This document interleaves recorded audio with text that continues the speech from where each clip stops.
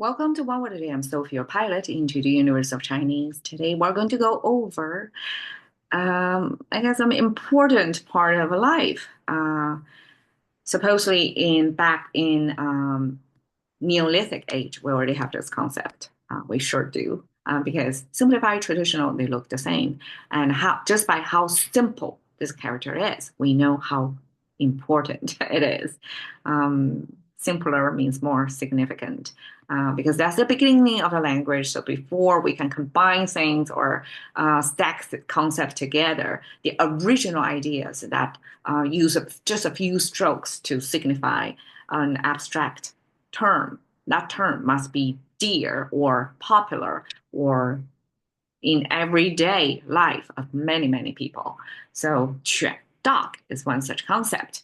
And you can see today's contemporary rendering, you can hardly see a dog imagery in this character. Actually, this character means big plus one dog. Like, how do you associate the concept, abstract concept of big, which actually means a relative term of bigger than the unsaid benchmark in everybody's mind, that with one extra dog, it becomes a dog. It doesn't make sense, right?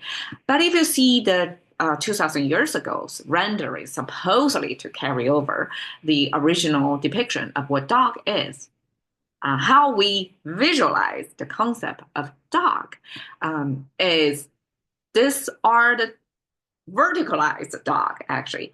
In Chinese, we have this habit of verticalization of characters, like the bed frame would be vertical. And we have the eyeballs vertical. We have nostrils vertical. So a lot of verticalization for the convenience of a saving space. You got the same imagery, just rotation, 90 degree, same thing. That makes sense, right? We don't really consider gravity that much in older frames. Some frames we do, like we do have top frame, bottom frame, signify the top ground, lower ground. We do have a orientation in that way. We also have left and right orientation, forward going toward the left. But in some frames, gravity is not existent. Okay, it's the structural imagery that capture the full or the essence of the dog. Okay, so this is a verticalized dog. Apparently, this wave thing, that's actually a human figure. Okay, I probably should have done some digging before then, like why does it look like human?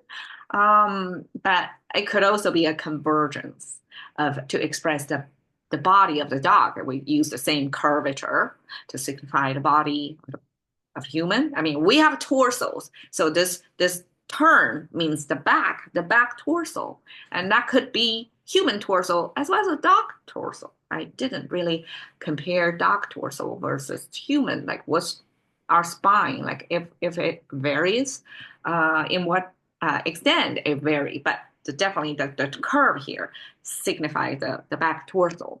And then we have the nozzle, the ears. I'm not sure about this line. It could be just convenience to have this line punctured. So we have a cross there to give you a sense of two-dimensional. And then we have the ear. Dog ear probably is the main feature, Chinese captured. And according to if this is the main body, then this must be the nozzle of it. All right, so expressions. 犬儒 dog scholar. Okay, dog scholar. I have an episode talk about that a long time ago. We translate cynicism or the school of thought of cynicism as dog scholar. So the school of thought, or it's not just a way of life, it's a point of view of life. It's a scholarly understanding or philosophical understanding about life. So we use a 儒 to mean somebody who practice such a way of thinking. And then we add a dog in there. So dog signifies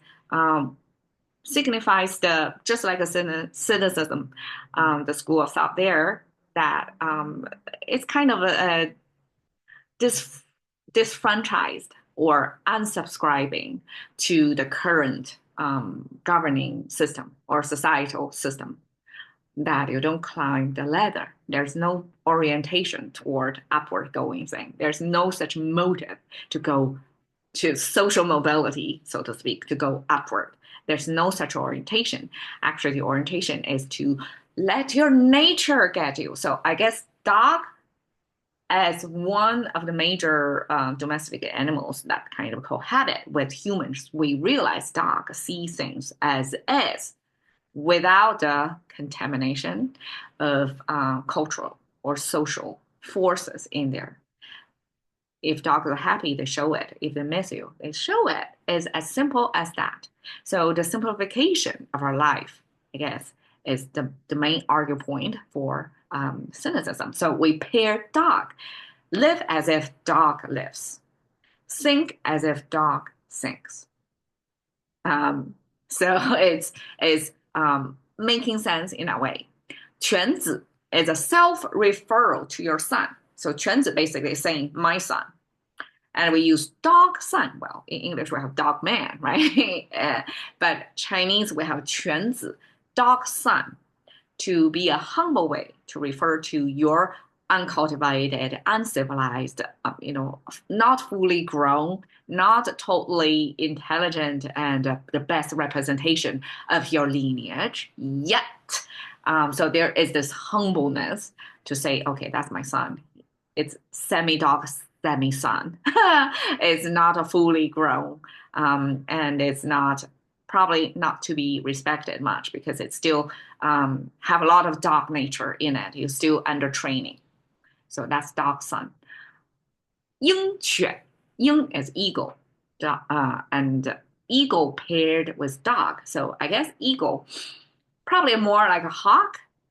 It's a predatory bird that ancient times people sometimes use eagle to help hunting and trap too.